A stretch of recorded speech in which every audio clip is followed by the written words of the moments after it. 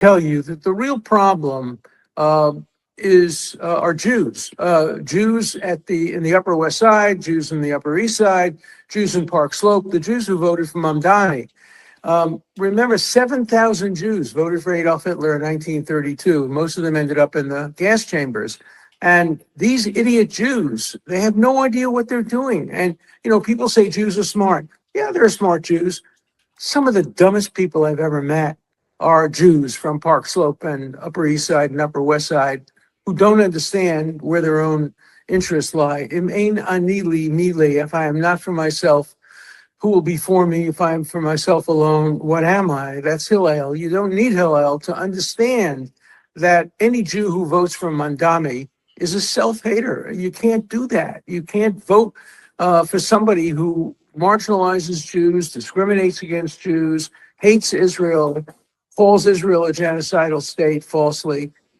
No self-respecting Jew should do that. There you have it. Shelley, what are your thoughts on what he said? So I have a question. So for people that call us coons, and because we push back against a lot of this quote unquote blackness and racism within the Black community, no less, right?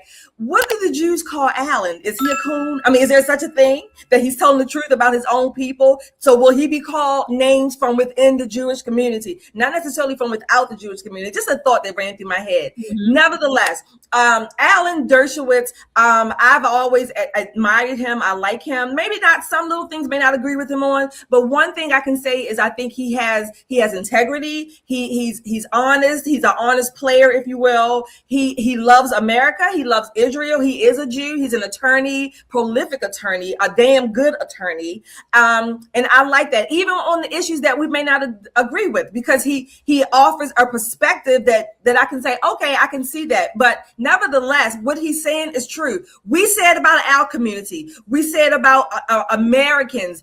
You cannot continue to vote against your interests and then expect to get something good for it or something that's going to work out in your favor. That doesn't even line up. How does that happen? Well, it happens. You mentioned earlier, KJ, immigration. We talked about this several times. People coming here and not assimilating. Okay. And unfortunately, there are people, Jews and Black people, Americans who are born here and still don't understand our country, our values. They want to, they're fascinated with all these other esoteric countries and things like that. And they want to bring that here and tear it down. We cannot let them. I stand with Alan any day of the week. Yeah. Yeah. Michelle, Nicole, what are your thoughts? What are your thoughts? KJ stuck on Thursday. She's a day behind. You'll catch up, KJ. Still celebrating her birthday week. Must have been doing some champagne last night or something, girl. What are your thoughts on that? On what he said about the Jewish community? Well, he's right. And every community, should be given the opportunity to police itself. And yes, Shelley, they do call each other names, just like we do in our community, just like they do in the Korean community and Asian communities. There is tremendous effort to make sure that everybody, votes in one block, that everybody moves in one direction in every single minority community, because we think if we vote as a block, it brings us power. And the truth of the matter is, if you're really looking for power, divide and conquer works a lot better. Works a lot better. That way, no matter who wins, you got a dog in the fight. But you didn't hear that from me. Jewish people, Black people, Korean people, Asian people. I'm not giving you all the secrets. I think it's about time that prominent Jews come out and say, okay, we get it. You tried to be elitist over your religious faith, but this man means us no good. And he's not saying me, Alan Dershowitz, very wealthy, very prominent person. He means you, everyday regular person, is the person he's going after, because he can pick up his stuff and move to anywhere in the world and live a very, very luxurious life. Your butt is stuck. So you have to think it through. Traditionally, voting Democrat meant that they helped other minority groups and all this other stuff. At least that was the thought process. But when they come for you, it's time to circle the wagons. And it's about time they made that call. Time to circle the wagons. I tell Black people this all the time. It's time to circle the wagons. We can no longer afford to allow minority groups from third world countries to come in and displace what we thought we had conquered. It just doesn't work for us. So it's time for them to do some other things. Absolutely. I mean, I look at it as far as the Black community and the Democrat Party, the connection there. Black folks are being used. I mean, they're just being used. Just being used for the votes. Get nothing out of it, and it's really just purely just using them. But the Jewish community, I don't understand the connection there, because you have a pretty substantial faction within the Democrat Party that come out and plainly say they hate Jews. They are anti-Semitic.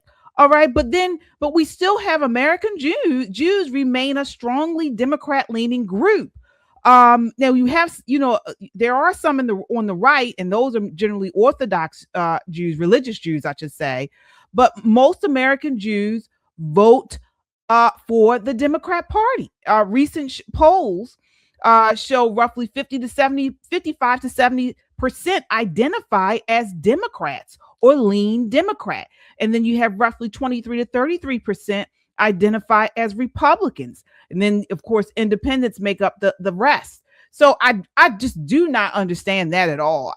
It's particularly right now when we see the alliance of these socialists within the Democrat Party and radical Islam. And we're seeing it more and more. And it's not just here in America, it's all over the West. So when you talk about somebody literally voting for their demise, you are voting for your destruction. I don't get it at all. I really don't understand that.